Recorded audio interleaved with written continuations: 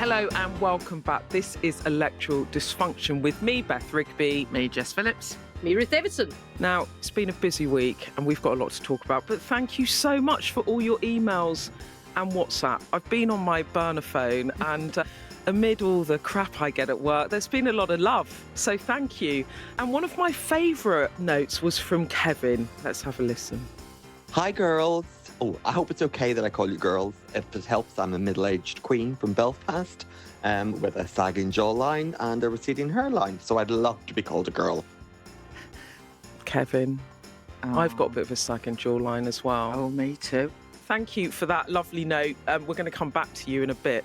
We would like more messages and we would like more WhatsApps, voice notes, please. 07934 200 444. And if you think, actually, those three are all right, follow our feed in your podcast place, please do. And remember the ex-boyfriend who called me a pit pony? Well, he was listening, ladies. Was he? Yeah, we're going to come back to that in a bit. Let's start with who we think is on top in politics this week and who is having an electoral dysfunction. Jess, who's on top? Well, I'm just going to say that the first people who were on top was this podcast, which was top of the charts for almost all the week. And I just want to say, cheers. I felt really chuffed. It's really lowered my productivity because I just check the charts every 5 seconds. I promise I have been consistently doing my job as well. We made the top 100 in Canada. I went down a chart wormhole. Yeah. So we're on top. But actually, politics on top this week, I think, is Rachel Reeves and, frankly, the Labour Party's economic credibility, because the Tories have been saying that the Labour Party doesn't have a plan about everything and then decided to adopt the Labour Party's plan on taxes for non-doms, on oil and gas, windfall taxes. There was nothing particularly in the budget that I think would have scared the horses, wills or otherwise. You know, I share an office with Darren Jones, who's the Shadow Secretary to the Treasury. There was no moment where anybody was breaking a particular sweat with worry that the budget was going to totally destabilise the Labour Party's economic credibility. And economic credibility is the thing that the Labour Party worries the most about. And the last time we lost office was the story that was painted about the Labour Party, rightly or wrongly. But I feel like Rachel Reeves has sort of bedded into Westminster in a way this week more so than I'd ever noticed before. Although a lot of Labour supporters would say they're a bit frustrated with Rachel Reeves because, as you said, there isn't really much between the two parties in terms of political positioning on the economy. And what I mean is that every time the Conservatives cut taxes, Rachel Reeves says she'll follow them. And people would like Rachel to be maybe a bit bolder. What would you say to those people that will be listening that are Labour backers but kind of think, oh, God, Rachel, why do you just have to mimic Jeremy Hunt all the time? In this instance, it's Jeremy Hunt mimicking Rachel Reeves, and it is taxing the richest people in our country who don't currently pay tax and having a windfall tax on oil and gas. So I would say those are pretty Labour things, you know, taxing big oil and gas and non-domiciled people who live in our country and have not been paying tax. But look, I don't rebuff that particular criticism. But I think that what people have to understand is that everything in the budget, whether it was what Jeremy Hunt said or even what Labour said in response, and this will be the case for the next year, isn't actually about people's vision for the country. It's about winning the election. And that is going to become so utterly tedious. And it is painful and annoying if you're trying to be more future focused. But we have this hurdle that we all have to jump over. And I'm afraid to say it is going to be steady as she goes before an election. But I have to say, though, the difference and how far the Labour Party's come from John McDonnell throwing Mao's little red book across the dispatch box and the entire Conservative benches just erupting in laughter because, like, we didn't even need to say anything. Like, he just immolated himself in the public's eyes. The credibility that Labour has, that Rachel has, I mean, it's night and day. But yeah, I mean, I think what's interesting, one, this is a budget that hasn't fallen apart. I mean, we're speaking the day after. Usually they fall apart in a few hours. Oh, yeah, like the pasty tax. Oh, do you know, we haven't had the pasty tax. I remember the Omni Shambles budget, and I remember watching it in my office in Holyrood, and I thought it was like, I was watching Osborne and going, oh, this is great. This is a great idea. And blah, blah, blah. And then it like literally fell apart in front of my eyes. So the idea that like hot food and cold food has a different VAT rating is stupid, and it should be cleared up. And that is like a kind of simplification, clarification exercise, and it makes perfect sense. But not when you're actually just putting 20% on Greggs. Like, not when people's Greggs shopping gets hammered. You can't take down Greggs. You can't take down Greggs. It's an institution. But yeah, look, it hasn't fallen apart, but it also, I don't think, has landed in any way, shape or form. I don't think it's changing a vote. It's not changing a single vote, either to or from. So a very senior former cabinet minister, I was chatting with them about it last night, Ruth, and they said to me, the thing about Hunt is he's a safety first kind of chancellor, and this is a safety first budget, so he doesn't want to take any risks. Now, it might be that it's a bit of the hangover of the Liz Truss mini budget debacle. Well, not even just Liz Truss, but the double whammy of the kind of Partygate and like Johnson, and how everything was like ill-disciplined and against their own rules and all that sort of stuff, abutted to Liz Truss and then the catastrophe budget, mini budget that happened after. I completely understand why Rishi Sunak and Jeremy Hunt are in the mindset of, we can't scare the horses, we have to be assiduous, serious, managerial, like showing that actually government is a serious business and we take it seriously. I get all of that. But that's not a retail offer.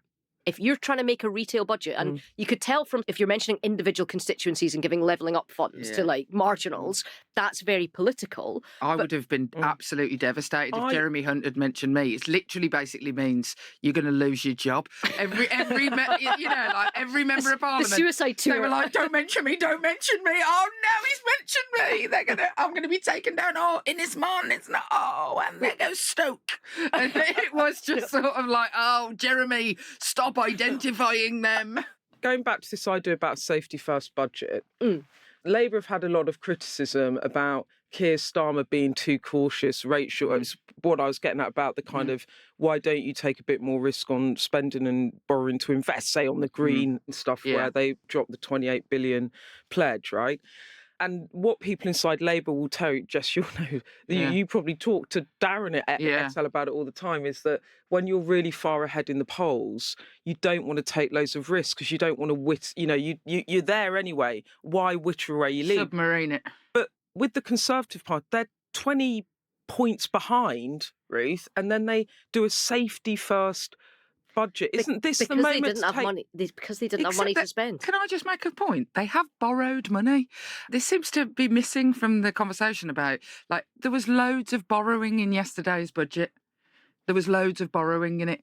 The tax cut, the billions and billions of pounds to offer a tax cut, has to be paid for from somewhere. So actually, if the Labour Party had stood up yesterday and in response said, oh, we're going to borrow 40 billion, oh my God, that would have been the dividing line. But the reason that you guys aren't promoting that, and the reason that Rachel and the Treasury team isn't talking about all of this borrowing and all the rest of it, is because you can't, in one hand, say we're going to borrow. Well, yes, you can't do that, but you also can't, in one hand, say actually there's not much here for you, and you won't notice 2 pence off national insurance contributions, and say, and it's going to be 40 billion pounds that the people out there then save. So you either say it's a small target or you say it's a big target. But I've got a question for you, Beth. Am I allowed to ask you a question? So what I don't know, what the choreography is around all the journalists getting all of the stuff in ahead of it, because lots of this was trailed. All of it, apart from the child benefit, which was sort of alluded to. When you get taken in a couple of days before and stuff, how much do you get told? And who do you speak to? I hate this question. No, but this is what this podcast is, No, right? I know. We've got to tell people how it works. So how does it work? It's a really good question. And what happens in the run-up before is that the Treasury and sources in government, and it comes from different departments, things start getting dropped a bit. So you might have a lunch with a minister. So I had a bit last week where people saying it's not a game-changing budget, it's proof points. I was like, don't believe you. But actually, that was the framing. But you might drop a few ideas like, there might be a newspaper story that goes, we're considering a cut to inheritance tax, right? So there's a lot of kite flying in the sort of 2 months up to a budget.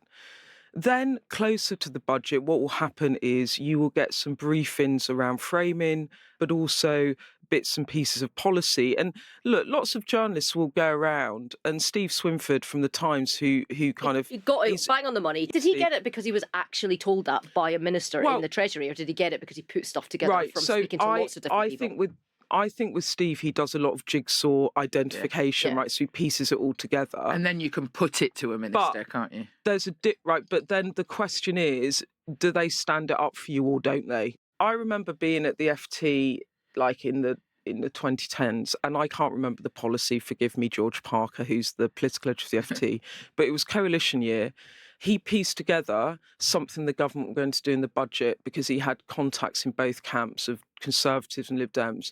And I remember we splashed the story that night and we all went to bed absolutely bricking it because we did not know. It was George's story, but we didn't know if it was going to be true or not. And it did come into the budget. And that was genuinely a fear factor. You know, the best stories are always the ones that you wake up in the middle of the night with a dry mouth in abject anxiety that you might be wrong the next day, yeah? They wouldn't have let the hair start running. They would have tried to shut it down, and they didn't do that. Do you think it's because they didn't want it to affect the economy? Do you think that there was an element of everybody lives in the shadow of Liz Truss? Genuinely, I was sat next to Margaret Hodge during the mini-budget, and she said to me, is it because I'm old and I'm mishearing, but did he just say that? And I was like, I think he just got rid of the top rate of tax. Yeah, I think that's what he said. And because it was a shock, do you think that there is an element of managerialism about it? I think, and this is not what I think, actually, this is when I talk to other people about what they think that know more about it than me. Definitely the financial markets and concern about rattling them. And in terms of what Ruth was saying, they didn't have money to spend. They could have changed the forecast, Ruth. They could have taken more money off future spending rounds, because it's all projections anyway. They're making all these decisions on projections about where the economy is going to be in 5 years. But they didn't want to take any risks to give them more money to spend now on tax cuts, which is something that was being discussed, because I think they are nervous about the markets after what happened. Can I just say there was a line in the budget that I feel hasn't had enough conversation about it. And that is that instead of police officers going to people's houses, they're suggesting drones.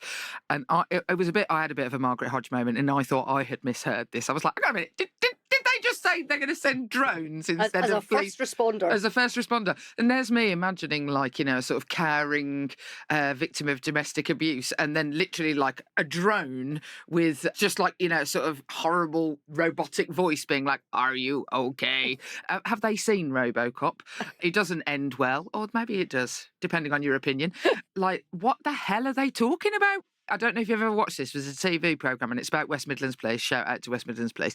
And it's the drone cops, like police camera action, and they follow the drone cops. And every single time they try and get the drone in the air to follow a criminal on the run or find someone, it takes like longer for the drone to get into the air. It's the most dull TV programme ever, because it's like, oh, the drone has arrived, but either the criminals have got away or the officers have caught them. It's not exactly the O.J. Simpson car chase, is it? This idea that drones, that in the budget they said instead of police officers, like more police officers, which would have been retail. People love when you say more police officers. They absolutely bloody love it.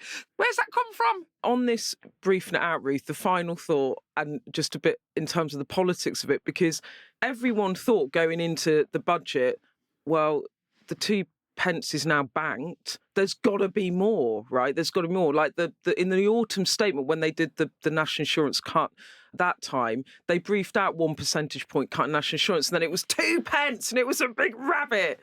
They didn't do that. And then what happened afterwards was Tory MPs already absolutely bricking it about the election felt really flat. But your side, Ruth, was saying to me, he's going to do 3p on NI and he's going to do 1p on income tax. Yeah, that's what I thought. mean, what do you think the mood is the morning after the budget for the party? Just like zero difference? I mean, I think this is a huge national shrug.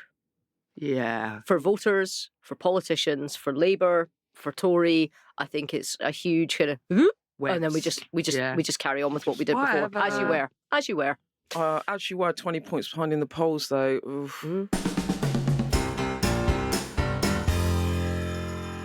I have had a tense week, and do you want to tell people what you've had a tense week? Yeah, my son went on a ski trip. Why any school takes a load of kids on a ski trip is beyond my comprehension, but my son basically fell off a ski lift in Austria and has injured himself, and so he's far away from me, and he's hurt, and it has made me have jangly nerves and want to fly to Austria. All I can say in German is Entschuldigung, wir kommen am besten zum Bahnhof bitte, which is where is the railway station, which wouldn't help me up the mountain. And when I was being very, very nervous, perverse mother and being like, I've got to go, I'm going to get on a plane, I'm going to go to Austria straight away, my husband was like, are you an orthopaedic surgeon? And I was like, no. And he was like, well, maybe leave him with the orthopaedic surgeon who's helping him. So he'll be coming home. And in the gap in the moment when I said, do you want me to fly over to him? Because I can't even speak to him really, but his teacher called me and let me speak to him. I said, do you want me to come over? And there was just a slight pause. And he said, no, don't worry, Mum. And I was just like, in that gap, you wanted me to come. And But when I got there, he wouldn't let me touch him. He's a 15-year-old boy. Yeah. Come on. He wouldn't let me anywhere near him. There was at one point I was going literally so like loco about it that I was like that. I'll get in touch with the Prime Minister of Austria.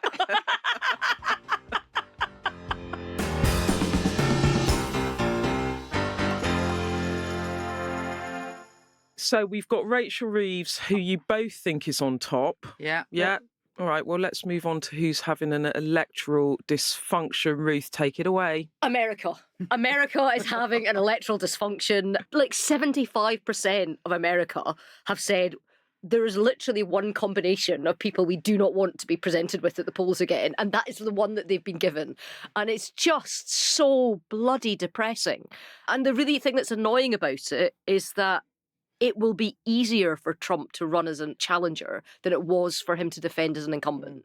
Yeah, that's and true. The absolute odds-on money is that he's going to win. And if we project forward, and if he does, I mean, if you remember the first time around, there was the first year where he basically did nothing because he didn't know how to populate any of the jobs, and there was like 1,000 jobs that weren't even filled 12 months after the fact. Like, he's not going to have that this time. He knows exactly what he wants to do. He knows exactly what the machinery is, and now he's going to get his insurrectionists straight in the door. The people around him are more bampots than the kind of regular Republicans that wanted to temper the president the last time around. They've definitely got worse, haven't they? They are. I'm guessing that for a lot of Americans, they're thinking the Revolutionary War of Independence, maybe we could go back. There's 350 million people in America, and those are the two. However, I don't think we can put Joe Biden and Donald Trump on the same level. One is what my dad refers to as the well-meaning elderly, and one is, be so bold as to say, a proto-fascist, an insurrectionist, somebody who literally has been found by courts to have likely committed sexual violence. And whilst he won the court cases this week, they're not comparable. Also, Biden has actually been doing a good job on the economy and doesn't seem to be getting any benefit from that. So America is having an electoral dysfunction because their economy, I mean, Jeremy Hunt would give both his arms and legs for the economic situation in America to be the case here. It was Super Tuesday this week. This is why we're talking about it. Super Tuesday is when voters in 15 states and 1 US territory choose candidates for president. So it's the big moment about who's going to get the candidacies. And it was we all knew it was coming, but it was the moment emphatically that Trump took the Republican nomination. It was on the cards. Nikki Haley, who he'd actually appointed as the ambassador to the UN, hadn't he? US ambassador to the UN. She was the only challenger left in town, so she's now dropped out, and she said Donald Trump must now earn the votes of Republicans who did not support him. So look, it's there. And the problem we have is that the one thing that Trump has an innate sensibility about when it comes to politics is that he is brilliant at owning the adjectives of his opponents. So I have a theory about trying to own your own adjectives. So that's the thing that people say about you. Like, if at any point you're the Prime Minister or a minister or whatever, and in the newspapers or on the television, the word beleaguered comes in front of you, you're basically done. There's no coming back from that. And what he's great at is projecting and just repeating and using his platform and his microphone to say something about someone that is negative and having that become currency. So the Sleepy Joe stuff, Absolutely. like the difference in age and cognitive ability and impairment between Trump and Biden actually isn't that far apart. And Trump oftentimes, well, he definitely says madder stuff, but oftentimes his forgetting of names or countries or words is exactly the same as Biden's. But because he said Sleepy Joe, like it's so hard to break out of that for a man that is almost 80 to show himself as vigorous and peppy and all that sort of stuff. And in the same way as it was crooked Hillary Clinton, you can't reply to that by saying I'm not crooked without adding the charge into your rebuttal. Well, the denial is the reason they say it. Exactly. And the same with like little Marco Rubio, who is like a much younger, much more vigorous, but quite a small and petite man that was running against him the first time around. You know, it just diminished him. And I saw George Galloway actually, when he was challenged by your colleague, Sam Coles, after the by-election last week. And they were saying that the Prime Minister says that you've got extreme views on this and that Hamas are a terrorist organization. And he was like, I'm not interested in little Rishi Sunak. And he was doing the exact same thing. He was projecting the diminishment onto his opponents in the way that Trump does. And Trump is a master at it. He's an absolute master at projecting the adjective onto his opponents. I also think, Ruth, what you were saying about how Trump, even though he's massively privileged and very, very wealthy and is part of an elite, if you like, he manages when he is not in power to be the insurgent, right? Yeah. He's much more attractive to voters, possibly, as the outsider that he loves to project. I actually think that Trump won't win. And I don't know whether this is I'm trying to put myself in a cotton wool bed and make myself feel better. I actually don't think that Trump is going to win. I think American people are better than what is being projected of them. So in the midterms, there's this whole thing about there's going to be this huge red wave and the Republicans, and it just didn't happen. It's a little trickle, right? But the thing about this race, and it goes back, Ruth, to what you're saying about Biden and the Sleepy Joe idea, I think there's a physicality about Biden that he looks frail in the way that Trump doesn't, right? And also, it's just, I keep thinking about how the hell these guys, more Biden really, how's he going to do a whole US campaign where they're flying all over the place? Because last time he ran for president, it was COVID, right? So he didn't have to do the physicality of the campaigning, which is beyond, anything that our politicians get put through.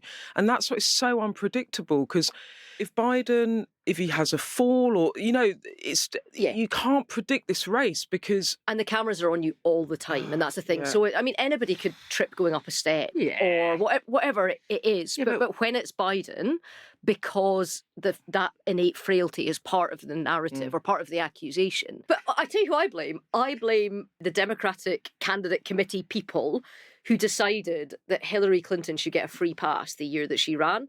Because I honestly believe, like, nobody wants to think that somebody's getting special treatment or that they're being treated like a fool or that it's been decided for them, that their votes don't count and that this is the year it's going to be a woman that's going to be president. And that's basically what it looked like was happening.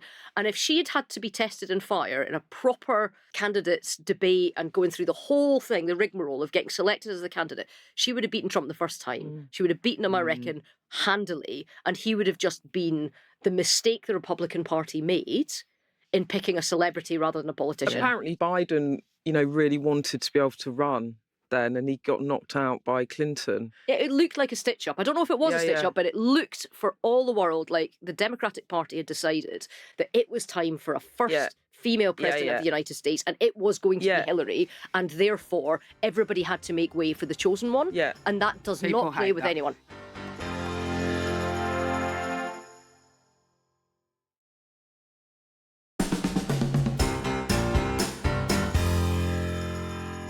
Now, welcome back. Should we do some of our messages then? Here is an email from Hayley, which came to Electoral Dysfunction at sky.uk. Hayley says lots of nice things about us and the pod, so thank you. And then she says, as an officer at a district council for 20 years, the last few have been difficult.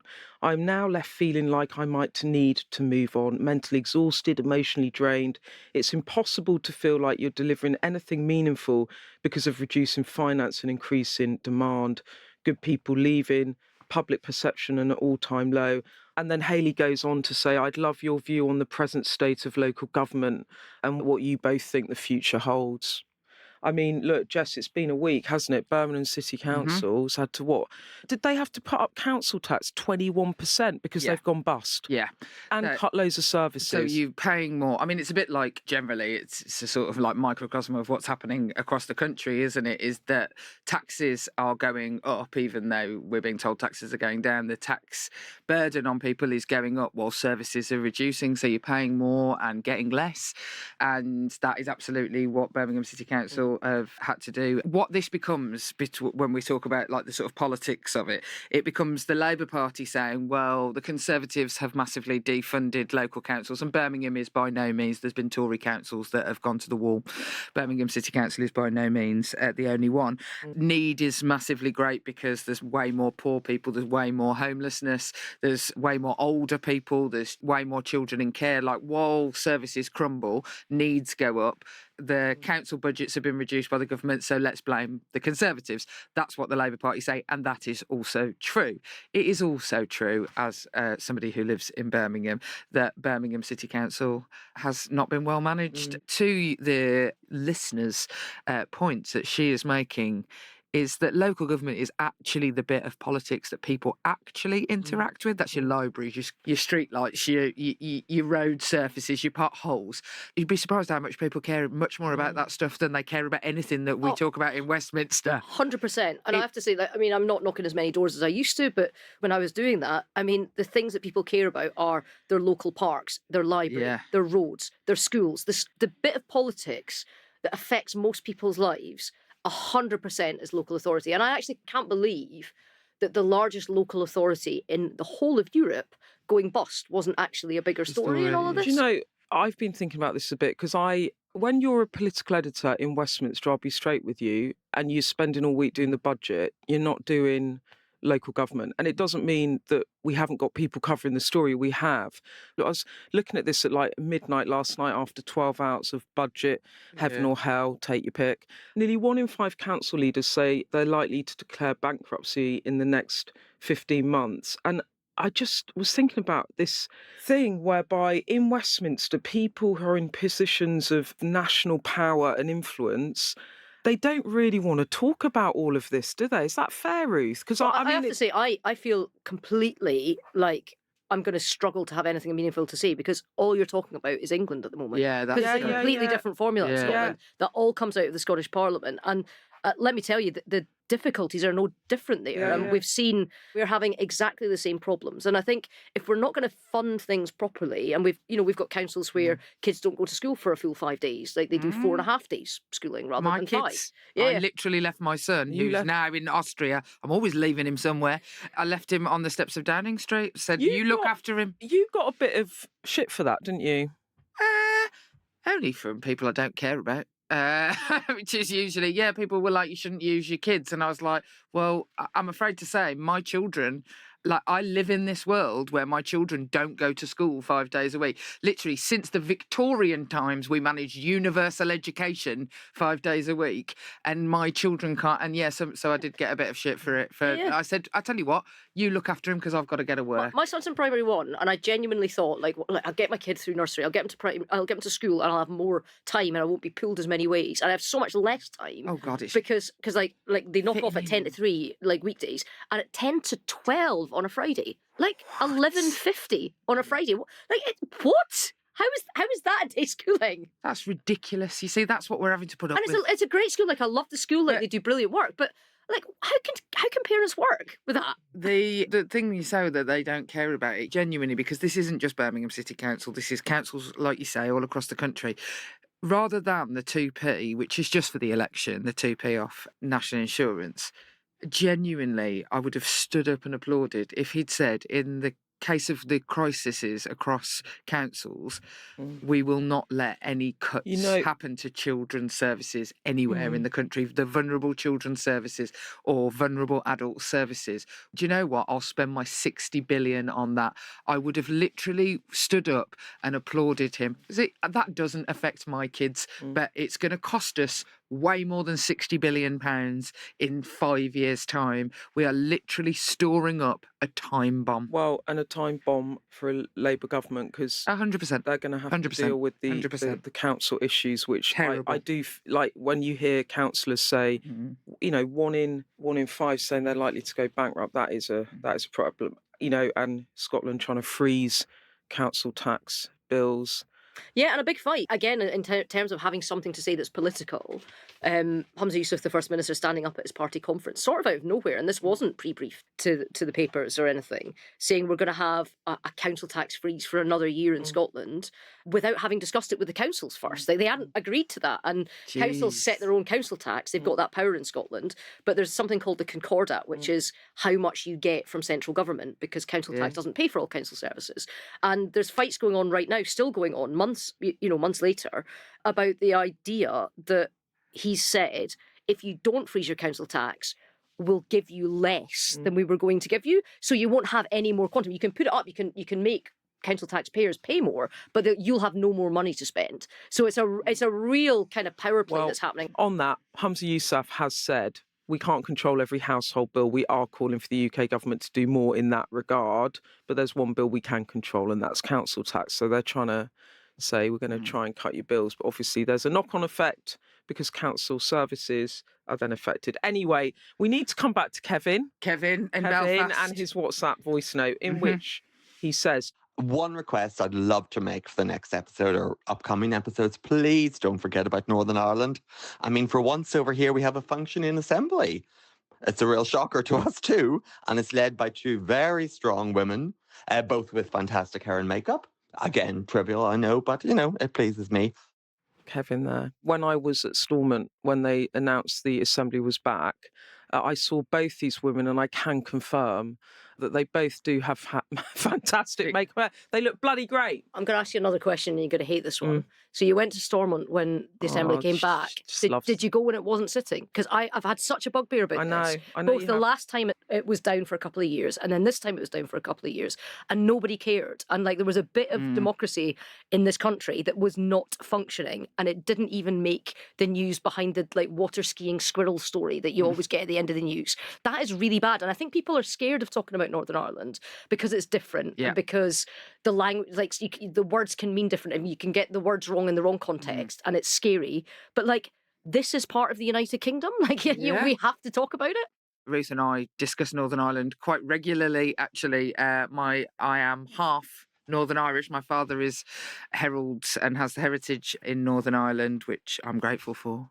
And I spent huge amounts of time over there on issues of women's rights, and I keep a model of the H&W the Holland and Wolf Crane on my desk to remind me not to forget about the people of Northern Ireland when I'm speaking, because I often think they are served poorly at Westminster as well, because obviously half their representatives don't sit in Westminster.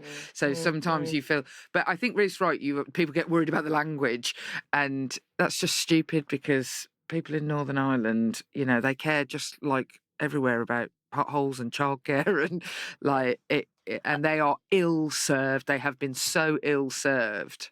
Coming from a devolved administration and devolved parliament, like I do kind of hate people coming and telling us in Scotland and talking about areas that are devolved and actually aren't part of their parliament. So I've always been pretty careful. But you know, I did go over a few years ago now, but I got invited by Amnesty International to give their annual Pride lecture.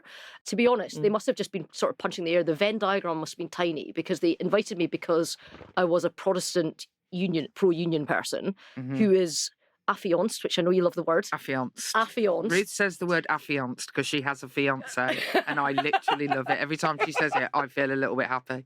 Affianced. Affianced to an Irish Catholic that was like educated by nuns. So I had to go over and talk about how actually using the petition of concern, like this is not a community issue, and I don't know if people at home don't know this, but the way Stormont was set up, even if there is a majority for something in the Parliament, you can invoke something called the petition of concern, which means that it is of a particular interest to your community. And you can kind of veto it. It's kind of like a power of veto.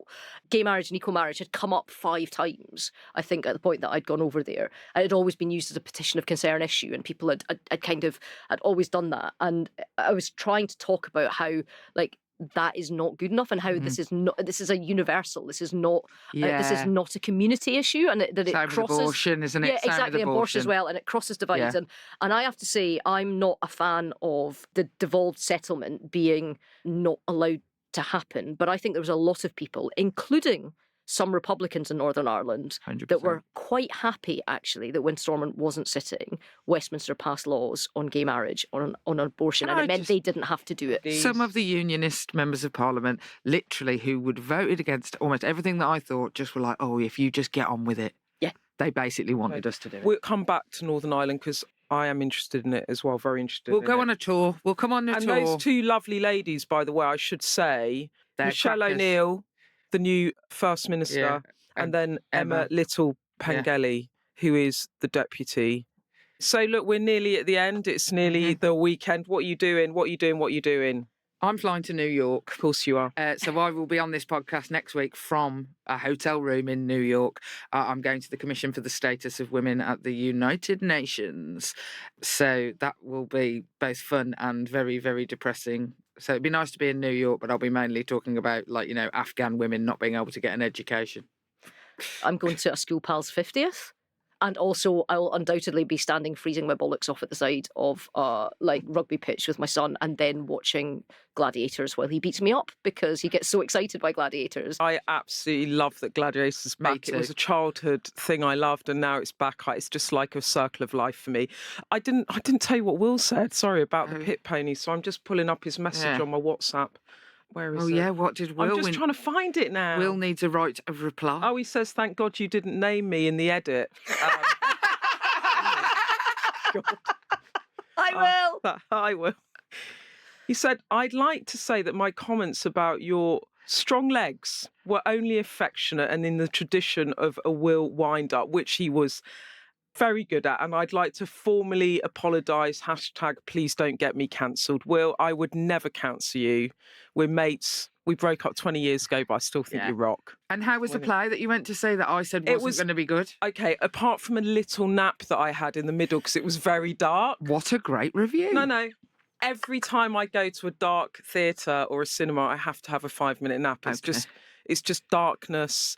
It was absolutely brilliant. I nearly cried at the end. It was so intense. Oh, you really loved it? I actually really loved it. It was genuinely really brilliant. Sarah Snook. And what are you doing this weekend? Nothing. Nothing? Oh, Nothing. God, you're lucky. I will be drinking gin and watching Gladiators, and I may be even texting Ruth about it. Right, we've got to go. Ruth, Jess, thank you so much. It was fun as ever. And for all of you out there, please follow us in your usual podcast place. Leave us a review.